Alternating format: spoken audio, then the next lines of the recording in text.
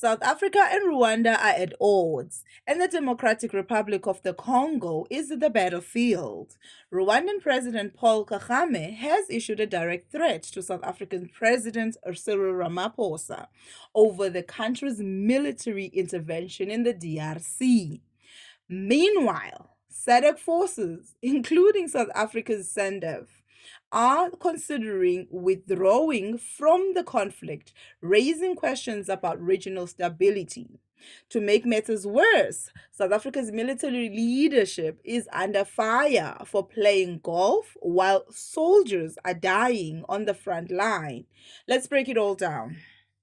The DRC has been a hotbed of violence for decades, with multiple armed groups vying for control. The most prominent among them is the M23 rebel group, which has been accused of being backed by Rwanda.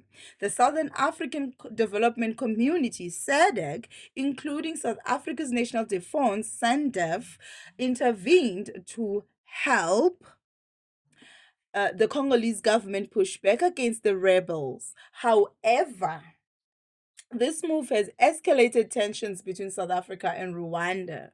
Recent reports should suggest that Paul Kagame has directly warned Cyril Ramaphosa about South Africa's involvement in the DRC.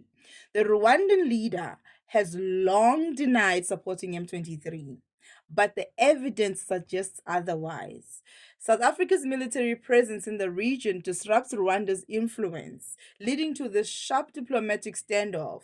The key question now is, will South Africa back down, or is a deeper regional conflict brewing?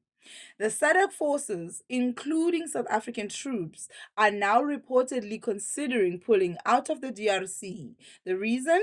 Mounting casualties, financial strain, and increasing political pressure. This move could dramatically shift the power dynamics in the region, possibly leaving the Congolese government more vulnerable to M23 advances. Now, if SADC withdraws, Rwanda and its alleged proxies could gain even more ground, further destabilizing the region. As if the situation wasn't dire enough, South Africa's military leadership is facing heavy criticism after reports emerged that top army and air force officials were playing golf while SANDF soldiers were dying in the DRC. This has sparked outrage, with many questioning the government's commitment to its troops. The optics couldn't be worse. While soldiers fight and die, those in charge seem detached from the brutal realities of war. So, what's next for South Africa, Rwanda, and the DRC? If South Africa pulls out, Kagame may solidify his influence in the region. If SANDF stays, tensions between the two countries could escalate into a full blown crisis. Meanwhile, the South African government will have to answer serious questions about its handling of the conflict and its military leadership's apparent negligence.